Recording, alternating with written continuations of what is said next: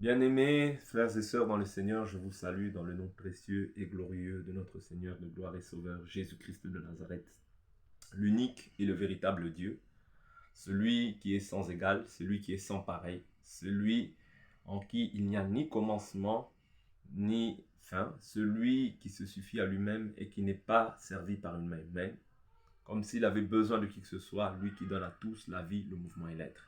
Nous lui rendons gloire, nous l'élevons, nous le célébrons, nous le glorifions, parce qu'il est notre Dieu, parce qu'il est notre roi, parce qu'il est incomparable, il est le créateur incréé, il est celui qui n'est pas né d'une mère ni d'un père, il a été engendré de l'esprit, il est lui-même le Père créateur de toutes choses, des cieux, de la terre, de la mer, du ciel, de tout ce qu'elle renferme. Nous bénissons son nom aujourd'hui et à jamais. Le roi des rois, le maître des temps, le maître des circonstances, l'alpha et l'oméga. Bien-aimés, je vous salue encore. C'est une très grande joie pour moi de pouvoir vous retrouver encore aujourd'hui afin de partager toujours autour de la parole de notre Dieu et Créateur Jésus-Christ. Lui qui nous a encore fait du bien, lui qui nous a encore donné la possibilité de pouvoir dispenser cette parole. Nous croyons que c'est une faveur et une grâce imméritée. Voilà pourquoi nous lui rendons gloire, nous lui rendons gloire, nous lui rendons gloire. Parce qu'il est écrit, exhortez-vous chaque jour sur votre très sainte foi. Voilà pourquoi nous ne pouvons pas nous lasser, ni nous fatiguer de pouvoir apporter la parole, de pouvoir donner encore une édification, un enseignement, afin que tout un chacun nous soit encore édifiés, fortifiés et encouragés par la parole de notre Dieu et de notre Créateur. Nous bénissons Dieu, le Dieu de toute gloire, le Dieu tout-puissant, le Dieu merveilleux, qu'il vous fasse du bien, qu'il vous comble de ses grâces et qu'il vous assiste en toutes choses. Je salue tous les saints partout dans le monde, que la paix de notre Dieu soit sur vous. Frères et sœurs, aujourd'hui, comme à la coutume, nous allons nous exhorter. Nous allons nous exhorter sur quoi? Sur l'esprit, sur l'âme et sur le corps. Cette écriture se trouve dans le livre de 1 Thessaloniciens, chapitre 5, le verset 23. La Bible nous dit que le Dieu de paix vous sanctifie lui-même tout entier, l'esprit, l'âme et le corps. Nous allons essayer d'étudier à la lumière des Écritures qu'est-ce que l'esprit, quelle est sa fonction, qu'est-ce que l'âme, quelle est la fonction de l'âme, qu'est-ce que le corps, quelle est la fonction du corps ou quels sont ses attributs ou les caractéristiques. Nous allons essayer d'étudier aussi et de voir quel est l'homme qui prend part au salut aujourd'hui quand je crois. Bien sûr, je suis sauvé, mais je suis sauvé. La Bible nous dit aussi que nous sommes sauvés en espérance. Donc nous allons essayer d'étudier toutes ces choses-là à la lumière des Écritures et que le Dieu de gloire nous guide et qu'il nous permette de pouvoir poser cet enseignement correctement afin que chacun d'entre nous nous soyons éclairés. S'il y avait des doutes, que les doutes tombent. S'il y avait des forteresses, que les forteresses tombent. S'il y avait des raisonnements qui s'élevaient dans les cœurs, que les raisonnements tombent dans le nom de Jésus-Christ. À la coutume, je dis toujours, prenez vos Bibles. Paul, aussi grand qu'il était, aussi grand que le Seigneur l'a utilisé. Les Béréens n'ont pas mis foi à ce que Paul disait, mais les Béréens, eux, ne mettent foi qu'en la parole. Qu'en la parole. Parce que leur absolu, c'est la parole. Nous devons aimer les hommes, nous devons respecter les hommes, mais l'absolu, c'est la parole. Voilà pourquoi attachons-nous à la parole. Soyez richement bénis. Nous allons commencer l'enseignement. Soyez bénis. Je prends l'écriture de 1 Thessaloniciens chapitre 5, le verset 23. 1 Thessaloniciens chapitre 5, le verset 23. Que le Dieu de paix vous sanctifie lui-même tout entier, que tout votre être, l'esprit, l'âme et le corps soient conservés sans reproche à l'avènement de notre Seigneur Jésus-Christ. Vous voyez, ici, il est question de deux natures, comprenant le corps, qui se trouve dans le corps du monde. C'est-à-dire le corps, d'accord? Dans le corps, il y a deux natures, l'esprit et l'âme. C'est ce que nous allons étudier par la grâce de Dieu aujourd'hui. Donc, l'esprit, qu'est-ce que l'esprit? Dans un premier temps, l'esprit, la Bible nous dit dans Job 32, verset 8, en réalité, dans l'homme, c'est l'esprit. Le souffle du Tout-Puissant, beaucoup d'années ne donne pas la sagesse. Job 32, le verset 8. Vous voyez? En réalité, dans l'homme, c'est l'esprit. C'est-à-dire le véritable homme, ce n'est pas ce que vous voyez. Le véritable homme, c'est l'esprit en moi. C'est ça qu'on appelle l'esprit. Et l'esprit n'a ni chair, n'a ni os. C'est-à-dire que l'esprit, je ne peux pas le saisir. L'esprit, c'est quelque chose d'invisible, d'incorporel, d'immatériel. Donc, je ne peux pas saisir un esprit. Vous comprenez? C'est ce qu'on appelle l'esprit. Or, l'esprit en moi, c'est aussi le souffle, ouais, que Dieu met en moi. Ouais, le souffle que Dieu a en moi, c'est ça qu'on appelle l'esprit. Vous voyez? Nous allons décortiquer chaque nature et nous allons rentrer dans les attributs par la suite. Donc nous allons voir maintenant les attributs de l'esprit. Donc dans l'esprit, nous trouvons l'intellect. Dans l'esprit, nous trouvons l'adoration. Et dans l'esprit, nous trouvons aussi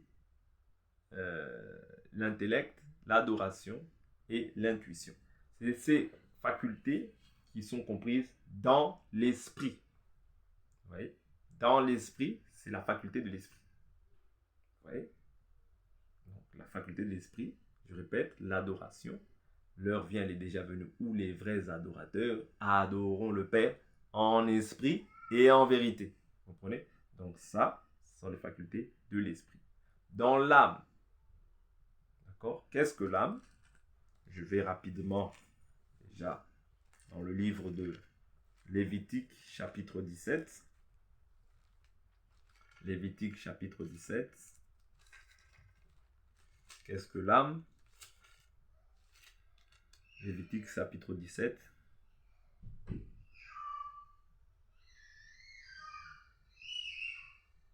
Lévitique, chapitre 17.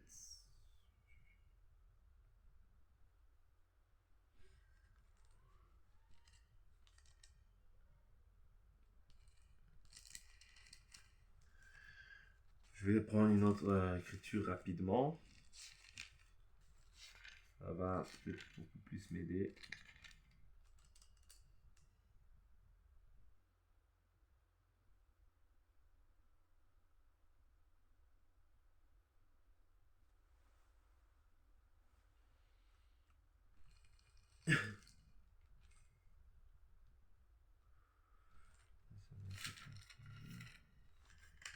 Donc, je prends Lévitique 17, verset 10. Lévitique 17, 10.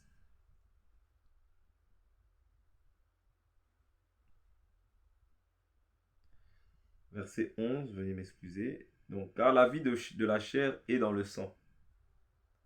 Je vous l'ai donné sur l'autel afin qu'il serve d'expiation pour votre vie, car c'est par la vie que le sang fait l'expiation. Verset 14. Car la vie de toute chair, c'est son sang qui est en elle. C'est pourquoi j'ai dit aux Israélites, vous ne consommerez le sang d'aucune chair, car la vie de toute chair, c'est son sang. Quiconque en consommera sera retranché. J'aurais aimé qu'on parle de l'âme directement. Mais ici, on comprend que bon, l'âme, c'est le sang. L'âme, c'est dans le sang.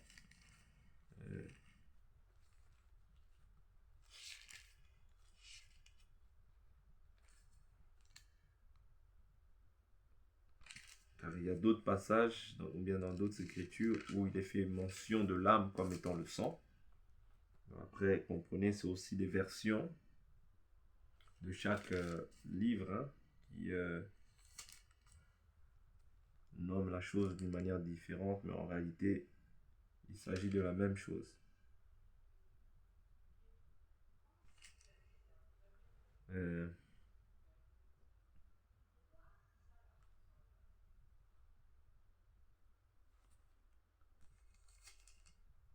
T'en as dit, où est ton frère? Il répondit, je ne sais pas, je suis le gardien de mon frère. Alors, qu'as-tu fait? Qu'as-tu fait? Le sang de ton frère crie du sol jusqu'à moi.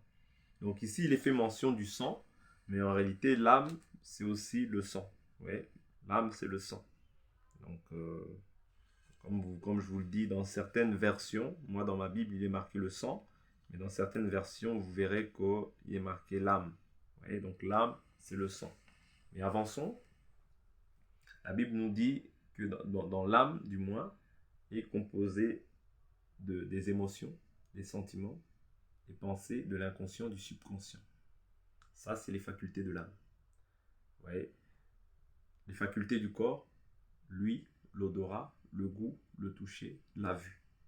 Ouais, ça, ce sont les facultés du corps.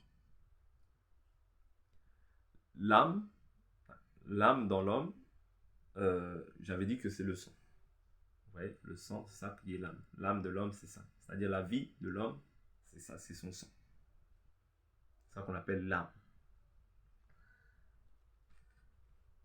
Maintenant, ici, après avoir énuméré ces 3 points, je voudrais qu'on partage ensemble pour voir quelle nature reçoit la rédemption d'une manière automatique. Je sais que quand nous croyons en Jésus, nous sommes d'office sauvés. Mais il y a une nature qui reçoit d'office le salut. Et cette nature-là, c'est au niveau de l'esprit.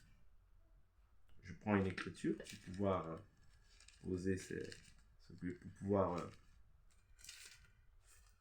argumenter ce que je suis en train de dire, ne pas ramener des pensées.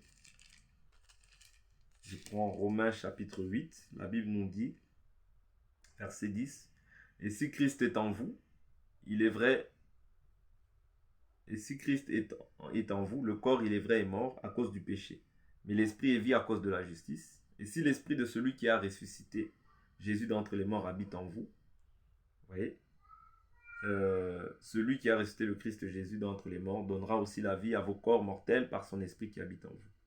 L'esprit est vie à cause de la justice. Vous comprenez? C'est-à-dire l'esprit vit. Et l'esprit a reçu la vie à cause de la justice. Or ici la justice, il s'agit de quoi?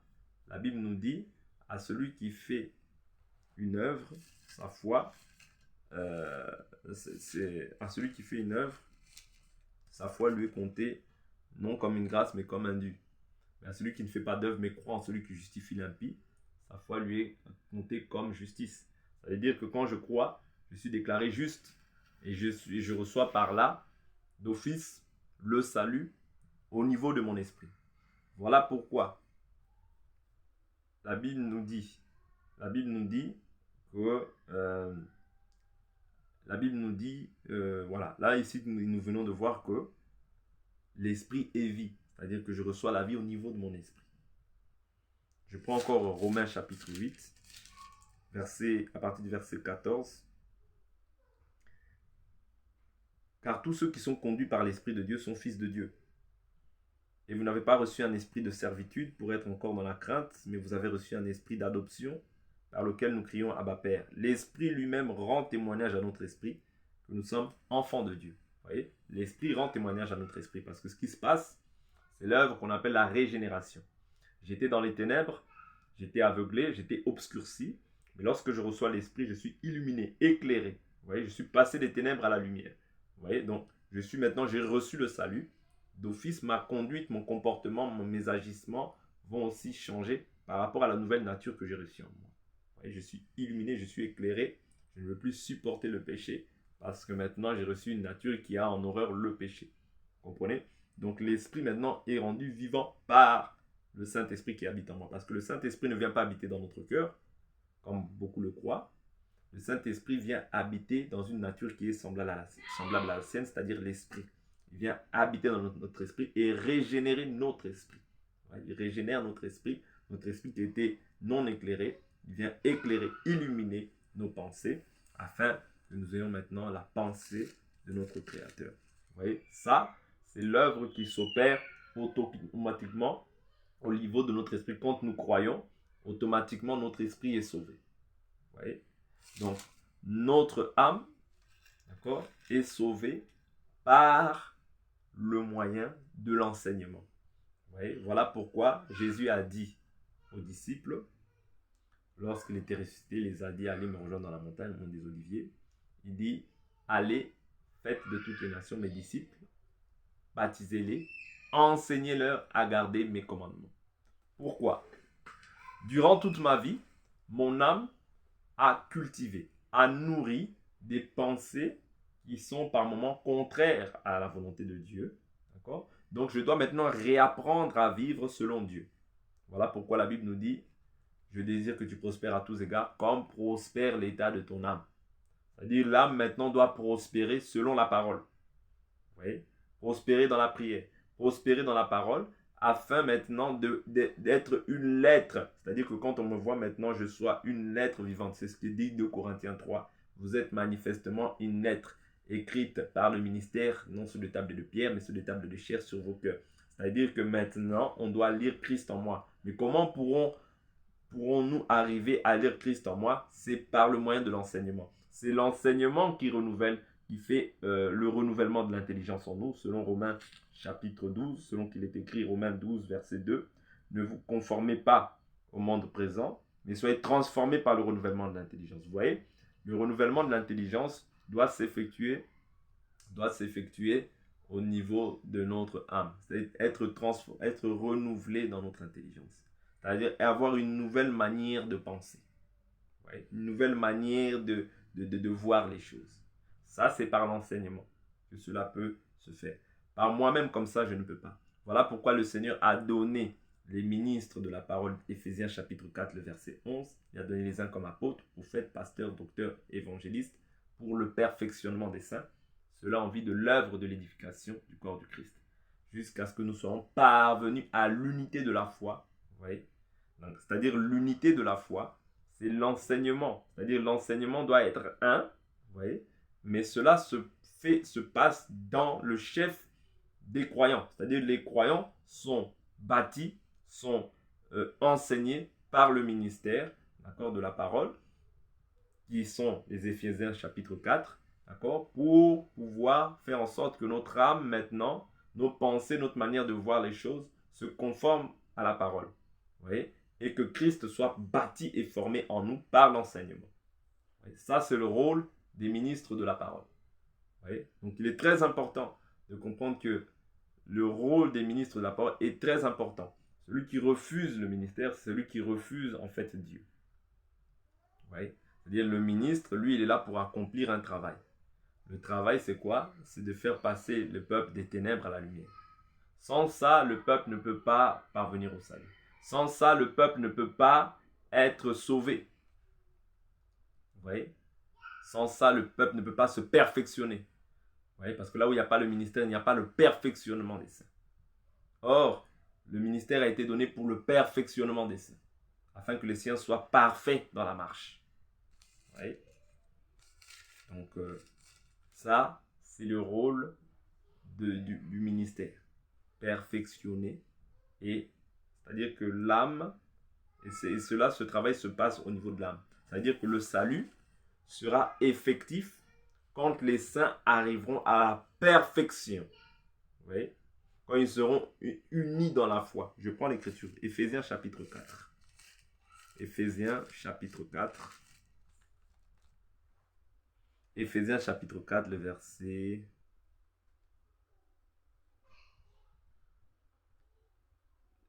Bon, je prends le verset 11. C'est lui qui a donné les uns comme apôtres, comme prophètes, les autres comme évangélistes, les autres comme pasteurs et docteurs, pour le perfectionnement des saints, cela en vue de l'œuvre du service et de l'édification du corps du Christ, jusqu'à ce que nous soyons tous parvenus à l'unité de la foi et de la connaissance du Fils de Dieu, à l'état d'homme fait, à la mesure de la stature parfaite du Christ. Ainsi, nous ne serons plus des enfants flottants et entraînés à tout vent de doctrine, joués par les hommes avec leurs fourberies et leurs manœuvres séductrices. Mais en disant la vérité avec amour, nous croîtrons à tous égards en celui qui est le chef, Christ. Vous voyez? Donc ici, le but du ministère, c'est pour rendre les saints parfaits. Et cette perfection s'effectue au niveau de l'âme. C'est-à-dire que ma manière de voir les choses doit maintenant changer au niveau de mon âme. Ma pensée doit être renouvelée. Vous voyez? Ma pensée doit être renouvelée. Je prends un exemple. Vous voyez? Tu viens en Jésus, tu avais peur des sorciers. Tu avais peur de ces choses-là. Mais aujourd'hui, on t'apprend qu'en Jésus, tu as maintenant l'autorité sur ces choses. Vous voyez? C'est-à-dire ma pensée est changée. Vous voyez? Moi qui craignais, aujourd'hui, j'ai de l'assurance. Vous voyez? Tu viens en Jésus, tu commences à ramener des adages. Vous voyez? Je prends un exemple. Oh, toute vérité n'est pas bonne à dire. Non. Selon la parole, on va te montrer que l'amour se réjouit de la vérité. Vous voyez?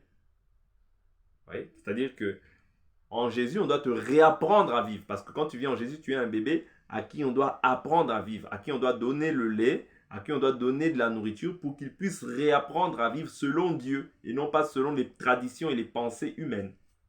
Vous comprenez? D'où l'importance d'être enseigné, d'être formé afin de pouvoir réapprendre à vivre selon Dieu.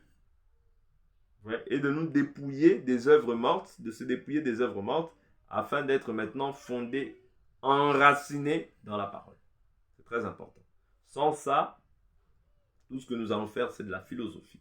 Tout ce que nous allons faire, nous allons philosopher, nous allons faire les choses selon notre volonté et nous finirons par tomber parce que nous n'avons pas été bâtis sur le vrai fondement qui est la parole. D'où l'importance de pouvoir être fondé sur Christ afin de ne pas être emporté à tout vent de doctrine. Oui. Donc, ça, c'est le travail qui se fait au niveau de l'âme. Donc, c'est dans la marche. Dans la marche, on se perfectionne. Voilà pourquoi je dis qu'on est sauvé. C'est pas moi qui dis, Romains chapitre 8, verset 24, si je ne m'abuse. La Bible nous dit, c'est en espérance que nous sommes sauvés. Oui, c'est en espérance que nous sommes sauvés. D'accord? Romains 8, car c'est en espérance, verset 24, car c'est en espérance que nous sommes sauvés, que nous avons été sauvés. Or, l'espérance qu'on voit n'est plus espérance. Ce qu'on voit, peut-on encore l'espérer? Vous voyez? Donc, d'accord. Donc, nous voyons encore que c'est en espérance. C'est-à-dire, je suis sauvé, oui, au niveau de mon esprit. Mon âme est sauvée par l'enseignement. C'est-à-dire, les ministres me perfectionnent dans la marche, d'accord, afin que je sois parfait à tous égards en Christ Jésus, d'accord. Et au niveau maintenant du corps, comment est-ce que la rédemption s'effectue? La rédemption au niveau du corps. Donc, j'avais dit que l'esprit est sauvé, l'âme est sauvée par l'enseignement. Vous voyez? Donc, j'ai été sauvé, je suis sauvé, c'est-à-dire je suis sauvé par le ministère, par l'enseignement, et je serai sauvé, c'est-à-dire le corps, d'accord? Bien que j'ai reçu la rédemption, mais le corps sera sauvé, c'est-à-dire lorsque je vais revêtir un corps glorieux. C'est ce que nous avons lu dans Romains chapitre 8. Vous voyez? Celui qui a ressuscité le Christ d'entre les morts vous ressuscitera aussi. Vous voyez? C'est-à-dire que lorsque je vais revêtir un corps de gloire, d'accord, c'est alors que le salut sera complet. Le salut sera achevé. Vous voyez? C'est ça, en fait, les 3 étapes du salut.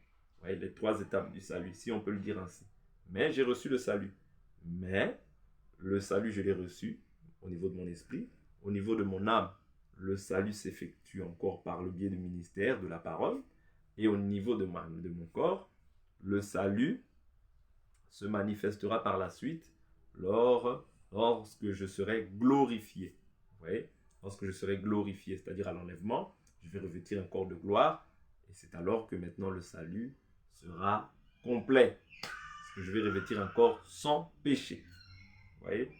Donc, c'est ce que je voulais partager. Les 3 étapes du salut. Vous voyez? L'esprit, l'âme et le corps. C'est très important de comprendre ces choses-là afin de ne pas être ballotté et de rester stable dans la foi qui nous est commune. Shalom à tous. J'en ai fini pour aujourd'hui. Soyez richement bénis. À la prochaine vidéo. Bye bye, c'est encore moi, votre frère bien-aimé Patrick. À la prochaine vidéo. Soyez bénis. Bye.